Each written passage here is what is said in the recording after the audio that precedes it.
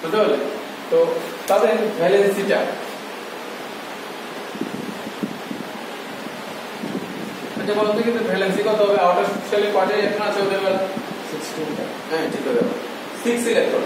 হ্যাঁ, তো অক্টেট হওয়ার জন্য কতটা চাই ওদের? 2টা। তাহলে ভ্যালেন্সি হবে 8, অক্টেট হওয়ার জন্য তাদের আউটার শেল 6, তার মানে ভ্যালেন্সি হবে কি 2। ঠিক আছে, ভ্যালেন্সি হবে কত? 2। এখন অক্সিজেন স্টেটটা, অক্সিডেশন স্টেটে কি হবে?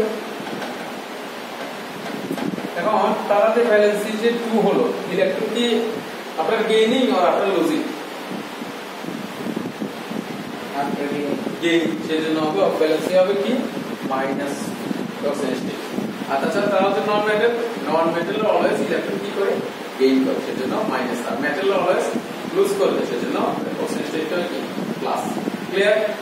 এখন এবার দেখো আমরা যদি কম্পাউন্ড ফর্ম করি, তাহলে আমরা গ্রুপ 1 গ্রুপ 2 শিখলাম। এখন না কম্পাউন্ড করতে ইজিলি বের যাবে করে, কোনো ম্যাটার না, সবগুলো হয়েছে। এখন তোমাকে বললাম আমি, ধরা বললাম সোডিয়াম অক্সাইড, এটা ফর্মুলা লেখার জন্য সোডিয়াম অক্সাইড।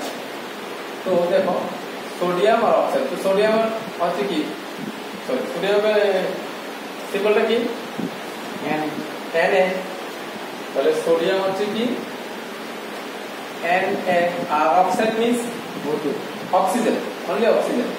এখন সোডিয়াম ভ্যালেন্সিটা কত?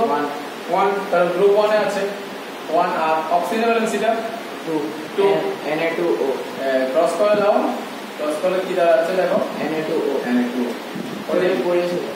Na2 same.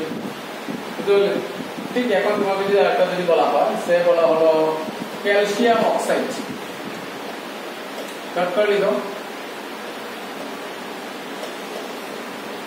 Calcium oxide. তাহলে ক্যালসিয়াম ভ্যালেন্সিটা হচ্ছে কি Ca, আর অক্সাইড হচ্ছে কি O। এখন ক্যালসিয়াম ভ্যালেন্সিটা 2, অক্সাইড অক্সিজেন 2, তাহলে কি হবে? যেহেতু 2 আছে 2 CaO, CaO, fine, very good. CaO পারবে তো এবার? হ্যাঁ, ইজি না এগুলো?